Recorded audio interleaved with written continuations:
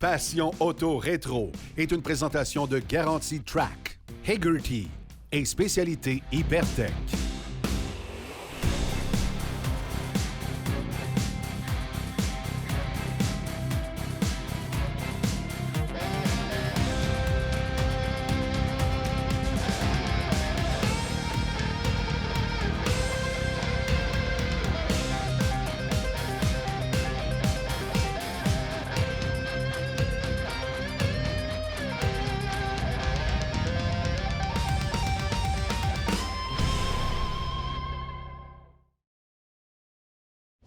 Cette semaine, notre globe-trotteur Mathieu Ziska nous amène à San Diego visiter un magnifique musée. Il y a vraiment du stock là, Mathieu. Oui, effectivement. Il y a beaucoup de voitures, mais il y a aussi beaucoup de motocyclettes. Évidemment, je suis moins ferré en motocyclette. On va s'attarder aux véhicules qui se retrouvent à cet endroit-là. Un des véhicules que tu as vu, que tu as remarqué, c'est un Cadillac modèle 30 1913. C'est bien Exactement. C'est une grosse voiture. C'est équipé d'un 4 cylindres 365 pouces cubes de 50 chevaux. C'est la première voiture avec pièces interchangeables. Les pièces devaient avoir une tolérance d'1 millième de pouce chaque pièce, de façon à ce qu'elles puissent être installées sur d'autres véhicules. D'où l'expression standard of the world de Cadillac. Exactement. En 1912, l'année d'avant, c'est également Cadillac qui est arrivé avec un démarreur électrique. Auparavant, il y a eu toutes sortes de tests avec toutes sortes d'autres démarreurs, un compresseur, des ressorts, des leviers. Il y avait même un démarreur là, qui fonctionnait à l'acétylène, là, qui créait une espèce d'explosion. Ils ont tout essayé. Ils ont tout essayé. Mais c'est les premiers qui sont arrivés avec un démarreur électrique. C'était l'œuvre de Delco.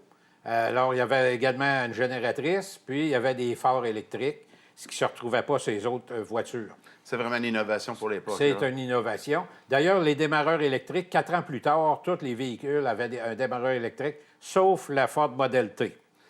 Qui a réagi plus tard. Qui a réagi quand les Ford Model-là sont arrivés. Il faut également dire le fameux démarreur électrique a été créé suite à la mort d'une personne qui a voulu justement essayer de partir d'une Cadillac et qui a reçu un retour de manivelle sur la tente.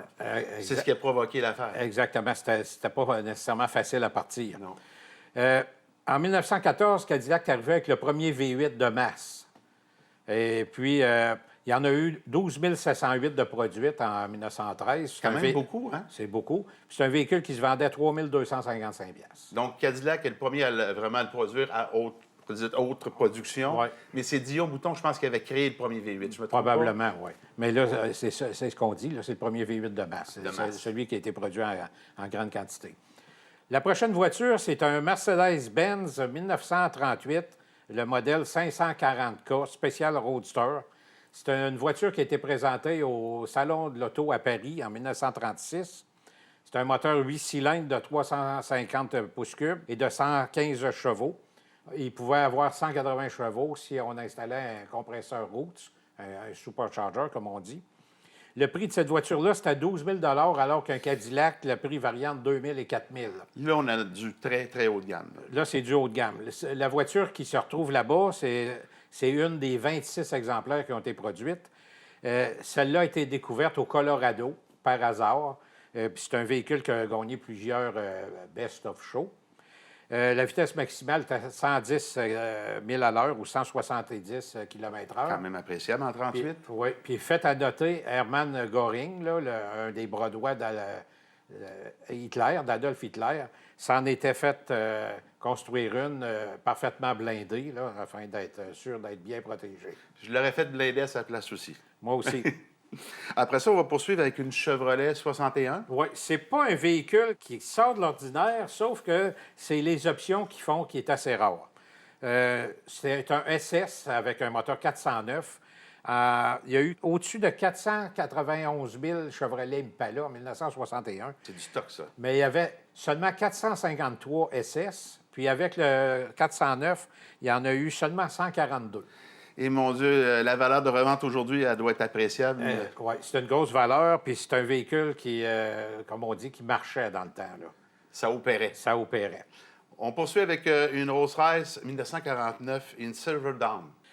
Exactement. Alors, dû à la faible demande, auparavant, Rolls-Royce fabriquait des châssis. D'ailleurs, tous les véhicules de luxe dans le temps, là, que ce soit des Dodge, de la Haye, des Duesenberg, ces voitures-là. Ils fabriquaient moteur, transmission, châssis, puis il y avait des carrosseries. Carrossiers qui mettaient. L'avant était toujours le même, sauf que la carrosserie était fabriquée par un carrossier. Alors, cette Rolls-Royce-là, c'est la première qui a vraiment été construite entièrement en usine chez Rolls-Royce. Comme aujourd'hui, dans le fond. Comme aujourd'hui. Alors, elle était munie d'un 6 cylindres de 4,3 litres, de 126 chevaux. C'était une transmission manuelle à 4 vitesses. Quand la conduite était à gauche, la transmission était au volant. Puis si c'était une conduite à droite, la transmission était au plancher. Ah oui, en Angleterre, au plancher, en Amérique. Oui, je ne sais pas trop pour quelle raison. Il y en a eu 785 de construites. Et puis, ça se vendait plus de 8 000 $. Beaucoup d'argent pour l'époque. C'est beaucoup d'argent. Là, les acheteurs de Cadillac, là, c'est un autre marché, dans le fond. C'est un autre marché. Là. C'était plus petit que des véhicules américains. Puis l'intérêt n'était pas vraiment là. Quand le Cadillac était là pour les gens qui avaient réussi, puis ça, c'est un autre ordre d'idée. C'est ça. On poursuit avec Réo? Réo. Alors, Réo, ça, c'est une compagnie, curieusement, qui a fonctionné de 1905 à 1975. Ça, personne ne sait ça. Là. Ça, c'est... Non. Alors, ça a été fondé par Ransom et Lee Olds, l'ancien fondateur d'Oldsmobile. Suite à des différends, il a laissé Oldsmobile, puis il a parti sa compagnie. En 1907, il y avait 4,5 millions de ventes pour Réo. En termes de profit, là, c'était la 4e meilleure en Amérique. Qui faisait sa place, Réo. Là. Exactement. Mais à partir de 1908, là, les ventes ont commencé à baisser à cause de Ford puis à cause de GM, là, qui devenaient des gros joueurs là, dans l'industrie automobile. Il prenait beaucoup de place, de plus en plus de place. Qu'on regarde Ford, il arrive avec notre Model T, effectivement, qui va rentrer en haute production à partir de 1913. Ouais. Chevrolet qui commence à gagner des points aussi. Ouais, on s'en va vers un déplacement du marché. En 1912, sont les premiers à avoir traversé le Canada en automobile. OK. D'Halifax jusqu'à Vancouver. Ils ont été obligés d'en faire une petite portion aux États-Unis là, parce que la route ne traversait pas le Canada au complet. Et que ça ne devait pas être évident à l'époque. Ça ne devait pas être évident, puis ça ne devait pas aller vite. C'est un voyage de 4 176 000. Eh mon Dieu, puis les crevaisons, ils ont dû en vivre. Oui. À partir de 1919, ils ont commencé à faire des camions. En 1923, ils ont commencé à faire des campeurs. Alors, vous pouviez avoir un Réo équipé avec une cuisinière puis un réfrigérateur. Puis c'est les premiers campeurs, là, vraiment, qui ont été produits. Produits avec tout l'équipement dedans. Exactement. En 1931, ça a été leur apogée avec la Réo Royale. C'était un véhicule de luxe, un gros véhicule de luxe. C'est un beau véhicule aussi. C'est un beau véhicule. Design réussi. Sauf que c'était pas les meilleures années, suite à la crise, tout ça. Alors, après ça, on a eu un contrat avec l'armée pour la Deuxième Guerre, je pense. La Deuxième Guerre. On faisait sous licence des camions pour la compagnie Studebaker. Puis après ça, on s'est concentré surtout sur les camions. Puis, on a fusionné en 1957 avec White Motor. Il y en a probablement qui se rappellent de ça, des camions White. Oui, moi je me souviens. En 1967, ça a fusionné avec Diamond Truck, qui est une autre compagnie de camions, pour former la Diamond Réo Truck. Puis en 1975, bien, ça a fait faillite. Mais ça a duré beaucoup plus longtemps que la perception qu'on a maintenant. Exactement. Le Réo, là, pour bien des gens, c'est une affaire d'avant-guerre qui a duré 3-4 ans. Là. Puis qui avait disparu dans le temps, exactement. Rapidement. Ouais. Mathieu, on fait une petite pause, après ça, on continue notre visite. Parfait.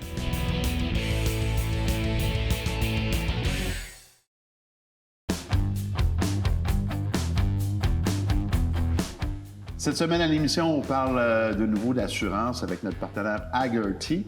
Mais cette semaine, on va parler un petit peu d'assurance versus les jeunes collectionneurs. Bonjour Eric. Bonjour, comment allez-vous? Très bien. Bon, je suis jeune, j'ai 16 ans. On va donner un exemple concret. Et je veux, par exemple, m'acheter une Porsche de collection. Est-ce que je suis assurable? Alors, très bonne question. Je vais vous répondre en 2 volets. Comment est-ce qu'on fait pour assurer le véhicule?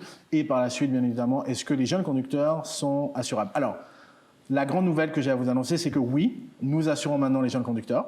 Donc, tous les jeunes conducteurs, je veux dire moins de 25 ans, on peut les assurer aussi bien conducteur principal ou conducteur secondaire, peu importe. Ça, c'est quelque chose qu'on fait, ne vous inquiétez pas. Ça se fait. Après, maintenant, pour assurer un véhicule, c'est très, très simple. Chez nous, on ne requiert pas d'évaluation, on va dire, professionnel, à moins que le véhicule soit extrêmement modifié. Ce qu'on demande en revanche, c'est 5 photos de l'intérieur, de l'extérieur, une du moteur. Donc le processus est très simple et vous pouvez aussi bien évidemment voir la valeur de votre véhicule en fonction de la condition sur notre site internet. Vous avez accès à notre outil d'évaluation qui est gratuit aussi bien sur internet que sur notre application Hagerty Insider. Oui. Et donc pour ça, vous pouvez voir un peu les valeurs, donc n'hésitez pas. Je suis assuré chez vous, j'ai une petite voiture antique. Effectivement. Je sais, oui.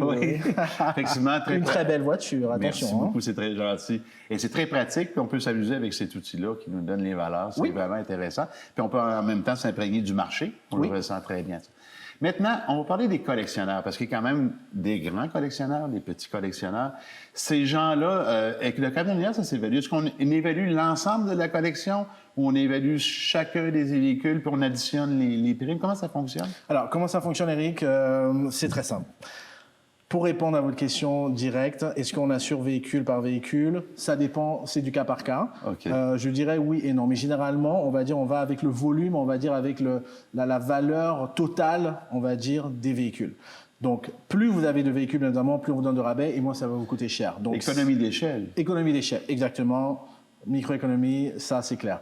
Donc, pour assurer des collections, c'est pas compliqué. Vous nous appelez, nous, encore une fois. On va vous référer à notre partenaire Leclerc. Je vais travailler avec eux directement. On va vous faire le meilleur prix possible. Et on couvre tout. C'est aussi bien le véhicule, ça peut être des collections, tout ce que je regarde ici dans le garage. C'est-à-dire que si j'ai une belle affiche, par exemple, une belle affiche, tous les mais... documents de votre véhicule, vous les faites.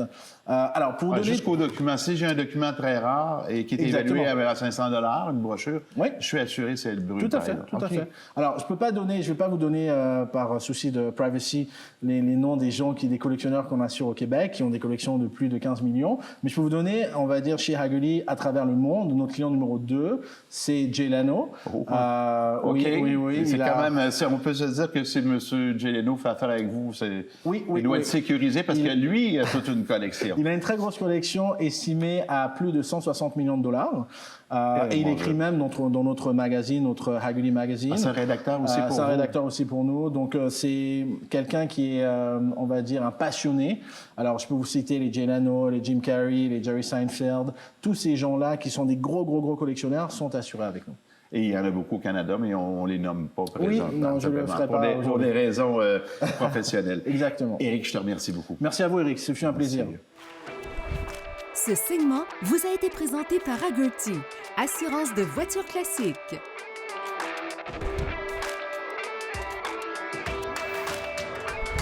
On continue avec notre voyage à San Diego avec Mathieu. Là, Mathieu, on va voir une voiture américaine qui est vraiment marquée côté design. C'est la Airflow de Chrysler. Exactement. Alors, de 1934 à 1937, Chrysler ont fabriqué un véhicule qu'on appelait Airflow. Ça, c'est l'œuvre de Carl Breer, Fred Zedler et Owen Skelter. C'était présenté en janvier 1934. Ce véhicule-là était monocoque. Innovation. C'était une innovation. Après ça, les carrosseries monocoques sont réapparues seulement vers la fin des années 50. C'était entièrement en métal, alors que les autres compagnies avaient encore des pièces de bois dans les voitures. Celle-là était entièrement en métal. La toiture, je pense qu'on avait encore en bois, certaines pièces, des cartes de fenêtre. C'était aérodynamique parce qu'on avait fait une chambre de soufflerie chez Chrysler pour étudier l'aérodynamique de la voiture. J'aimerais qu'on en parle un petit peu de l'aérodynamique. L'idée brillante, mais pas dans le bon temps. Pas dans le bon temps. C'est pas ça que les gens cherchaient, là. Ensuite de ça, on avait déplacé le moteur. Les véhicules, dans ce temps-là, le moteur était en arrière des roues d'en avant. Alors là, on avait déplacé le moteur au-dessus des roues d'en avant. Ça avait permis de ravancer le siège d'en arrière. Alors, les passagers, dans les anciennes voitures, étaient assis pratiquement en arrière du différentiel. Alors, c'était beaucoup plus confortable. Pour l'aérodynamique, on avait mis des cache-roues en arrière. Puis, il y avait également des glaces de sécurité, des vitres de sécurité sur la voiture. C'est un moteur 8 litres de 299 pouces cubes et de 117 chevaux. Malheureusement, les ventes n'ont pas été au rendez-vous. Il y avait 3 véhicules qui avaient la carrosserie aérodynamique, DeSoto, Chrysler puis Imperial. Mais en 3 ans, on en a vendu seulement 29 000. Et c'est pas gros. C'est pas beaucoup. Alors, on est revenu à des carrosseries plus conventionnelles dans les années suivantes. Ça se vendait 1 345 $ le prix de base. Puis ça a servi d'inspiration pour la Volkswagen Beetle, là, parce que quand on regarde cette voiture-là de profil, c'est exactement le profil d'une Volkswagen. Est-ce qu'on coupe un peu l'arrière, un peu le devant, on se ramasse avec un design latéral qui ressemble beaucoup. Exactement. Puis l'Airflow a été une expérience pour Chrysler qui a coûté très cher en fonds. Je sais que la compagnie allait bien. Après l'Airflow, ils ont eu plus de difficultés au niveau des liquidités. On peut appeler ça un échec, mais on ne peut pas appeler qu'au niveau engineering, la voiture, c'était brillant. Ah non, c'était brillant. C'était brillant. C'est dans les ventes, à cause du design, que la voiture n'a pas eu de succès. Les gens, le dessin ne plaisait pas aux gens. Pas du tout. C'était pas dans le bon timing. Il aurait fallu attendre les années 90 pour que ça marche. Peut-être. On va poursuivre avec une Alfa Romeo. Une Alfa Romeo Giulietta Sprint spéciale. C'est pas un gros véhicule. Ça a été fait de 1959 à 1966. Ça a été présenté au Salon de Turin en 1957. C'est un dessin de Bertone. Le coefficient aérodynamique de cette voiture-là était de 0,28. Wow. Ça a été le plus bas pendant 20 ans. C'est excellent. C'est excellent. Il y avait un petit moteur émis de 4 cylindres dans ce véhicule-là, de 1300 cc, de 99 chevaux. Ils en ont fait 1400, puis la vitesse maximale était de 120 000 à l'heure. Quand même. Puis l'aérodynamique, 0,28, là, je fais un comparatif. Je sais qu'une Mazda RX-7 des années 70 avait atteint le 0,28 pour une voiture moderne. Donc, c'était quand même bien pour l'époque. Oui, c'était bien. Mathieu, on va prendre encore une petite pause, puis après, on se déplace dans un autre musée, puis on garde la surprise pour nos gens. Parfait.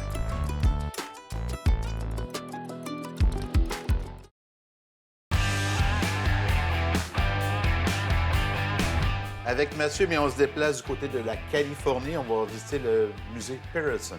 Oui, ça, c'est un musée qui est à Los Angeles. Je vais vous présenter quelques véhicules. Là. Il n'y a pas vraiment grand-chose à dire là-dessus, sauf que c'est des véhicules que la plupart des gens ne connaissent pas. Très rare. Le premier, c'est un Prince Skyline Sport 1963. C'est un 4 cylindres de 1,9 litres de 96 chevaux. Ce véhicule-là a été produit à seulement 40 exemplaires. Et c'est pas gros. C'est devenu Prince, la compagnie Prince. Ça a été fusionné avec Datsun, là, Nissan, un peu plus tard. OK, donc c'est une japonaise? C'est une japonaise. OK. L'autre que je vous présente, c'est une Silvia. Ça s'est fait de 65 à 68. C'est un 4 cylindres de 1,6 litres de 90 chevaux. Ils en ont fait 554 seulement. Petite production encore, oui. Petite production. C'était la première voiture de police pour les autoroutes au Japon. Au Japon, OK. Oui. Puis ça a été remplacé plus tard. Ça aussi, c'est devenu du Nissan. Ça a été remplacé plus tard par la Nissan 200SX, 246. Qu'on a connu dans les années 80. Exactement. Mathieu, on poursuit avec un véhicule russe, Shaika. Oui, une Shaika Gaz 13B. C'est une drôle d'appellation. Beau nom. Oui, c'est équipé d'un moteur V8 de 5,5 litres avec une transmission à bouton style Chrysler. C'est un décapotable à 4 portes avec la capote électro-hydraulique. Il y en a eu seulement 2 de produites. Et que c'est pas gros? Ça, c'était pour les parades officielles. Khrouchtchev s'est promené là-dedans. Là, puis C'était pour les dirigeants du pays. Les dirigeants du pays, exactement. L'idée n'était pas de faire une voiture de production, mais une voiture d'exclusivité. Exactement, mais il y a eu le même modèle, là, qui n'était pas un 13B, là, qui était un modèle de série 4 portes ordinaires. Là. Mais on voit que c'est inspiration américaine. Là. L'avant ressemble à un devant de Packard. J'allais dire ça. On sent l'américain en Russie. Exactement. La prochaine voiture que je vous présente, c'est une Détroit électrique. Ça, c'est un véhicule, curieusement, là, qui a été fait de 1906 à 1939. On a toute l'impression que ça a arrêté avant 1910. Exactement. Alors, ça, évidemment, c'est un véhicule électrique qui était contrôlé avec des bras à l'intérieur. Il y avait un bras long pour la direction, puis un bras plus court pour l'énergie. Donner l'énergie. C'était des batteries à l'acide et, optionnellement, vous pouviez avoir une batterie nickel-fer. On parle de ça aujourd'hui, là, dans les prochains véhicules. Dans ces années-là, 1906, il y avait des batteries nickel-fer. Ça coûtait 600 $ de plus, cette batterie-là. C'était une batterie qui avait été mise au point par Thomas Edison. J'imagine plus d'autonomie. Bien, plus d'autonomie. Ça développait environ 10 chevaux et ça roulait à 32 km/h. OK, c'est assez là comme des petits déplacements. L'autonomie était de 130 km, mais on a déjà fait avec une seule charge 340 km. Hey, Mathieu, tu te rends-tu compte aujourd'hui qu'il y a des véhicules électriques qui ne font même pas ça? En 1906. Hey. C'était la première voiture avec des vitres courbées. Ensuite de ça, Pendant la Première Guerre, bien évidemment, à cause de la rareté de l'essence, c'est un véhicule qui était très populaire. Mais à partir d'après la guerre, là, ça a été le déclin à cause que la gasoline n'était pas chère, puis l'autonomie était plus longue aussi. Mais il s'en est quand même fait 13 000 de ces véhicules-là.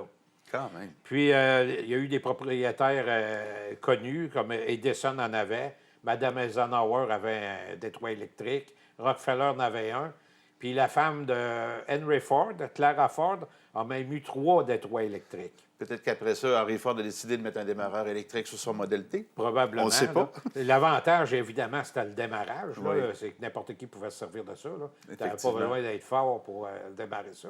Non, l'idée était brillante d'ailleurs. Ça a permis de rendre accessible l'industrie automobile à tout le monde. On continue avec un autre véhicule électrique, Renault? pas connu, une Renault 1963, qui était faite sur la base d'une Renault Dauphine. Ça a été fabriqué par National Union Électrique de 1959 à 1964. Ça donnait l'équivalent de 7,2 chevaux, puis ça allait à 40 000 à l'heure. L'autonomie était de 40 000. OK. Donc 66 km. Il s'en est fait seulement 47. C'est pas beaucoup. C'est plus expérimental, j'imagine. Plus expérimental que d'autres choses. Oui. On va continuer avec un autre véhicule électrique là, pour vous donner une idée de ce que l'avenir nous réserve. Cette fois-ci, c'est une Hyperion XP1. OK. C'est un véhicule fait en Californie. Ça fonctionne à l'hydrogène pour la batterie. C'est une batterie à combustion. Ça a 1500 chevaux. Eh, mon Dieu. Ça va à 358 km/h. Ça a une autonomie de 1700 km. C'est incroyable à quel point on est rendu On loin. prévoit d'en fabriquer 300, mais il y en a déjà de fabriqués, puis il y en a déjà sur le chemin. Est-ce qu'on a une idée du prix de détail? J'ai pas d'idée. OK. Mettons on dépasse probablement le million. Probablement le million. Oui. Pour terminer, Mathieu, tu vas nous faire une visite rapide du musée. Oui. Dans le musée, on peut visiter la voûte. Dans la voûte, il y a plus de 200 véhicules.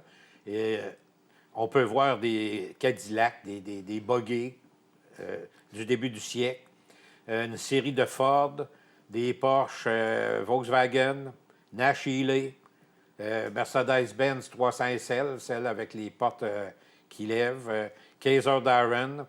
On peut même voir un Cadillac 1963 produit par Ghia à seulement 2 exemplaires. Ça vaut cher. Des Bugatti, des Delahaye, puis des voitures de course. Ça qu'il y en a pour tous les goûts. Il y en a pour tous les goûts à ce musée-là. Vous pouvez passer plusieurs heures à visiter. C'est un des beaux musées que tu as vu? C'est un beau musée. Tu recommandes aux gens d'aller voir s'ils vont dans le coin? Même extérieurement, la bâtisse, c'est spécial aussi. Mais je te remercie beaucoup, Mathieu, pour les 2 visites. Super intéressant. Merci encore. Merci. Passion Auto Rétro, c'est encore plus qu'une simple émission de télévision. C'est plusieurs produits qui s'adressent à ces gens-là. Bien, tout d'abord, on a la page Facebook. Alors, on y retrouve des textes, des chroniques, pas juste des photos. Il y a vraiment du bon contenu. Et le super site de passionautorétro.tv. Alors, j'invite les gens à le consulter. Toutes les émissions sont en ligne à partir de 2012. Vous avez les textes, les chroniques. Vous avez également la possibilité d'inscrire votre voiture pour pouvoir participer à l'émission les années les années prochaines, si on veut. Et bientôt, nous allons avoir également les objets promotionnels qui vont faire leur apparition. Parfait. Quant à moi, je tiens à remercier tous les gens qui nous ont fait vraiment des beaux commentaires, des commentaires constructifs. Merci beaucoup de nous écouter, d'être aussi nombreux à nous écouter. On apprécie énormément. Oui, merci. Merci à tous.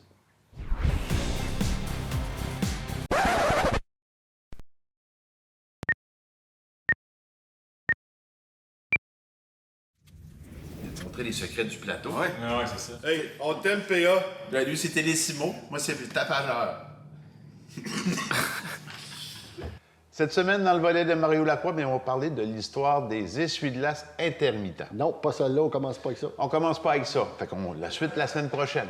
Monsieur Cloutier, on a vu dans le bloc précédent votre enfance, les premiers contacts avec l'automobile. Là, on va se concentrer sur la Cadillac 54, qui est une œuvre d'art en passant. Et ça, c'est votre téléphone qui sonne, je crois? Oui. Alors, on va faire une petite pause, puis on vous revient après le téléphone. Oui, effectivement, beaucoup de choix. Il y en a pour tous les goûts aussi, là. Puis, je voulais vous dire aussi... Ça, la hausse mobile. non, c'est parce que là, on est en tournage. Tu viens de briser notre entrevue, mon On est gars. en entrevue. C'est effectivement le cas. Merci, Mario. Merci. 1 minute pile. Non, parfait. Tu as bien fait que tu fasses ça. Ah! Qu'est-ce qu'on a oublié? Je tournais pas. Dans 3, 2. Aujourd'hui, André, pour le conseil de pro. Aujourd'hui, André, pour le conseil du pro, on va parler de pneus. Bonjour, André. Bonjour. Pour chronique du pro. Parce que je ne trouve pas drôle. Conseil du pro. Merci. Rien que 12 qu'on fait, puis là... Je sais, mais... Elle était pas pire pareil, la cote. Juste pas tourné. J'ai pas tourné. Est-ce qu'une voiture doit avoir des roues pour rouler?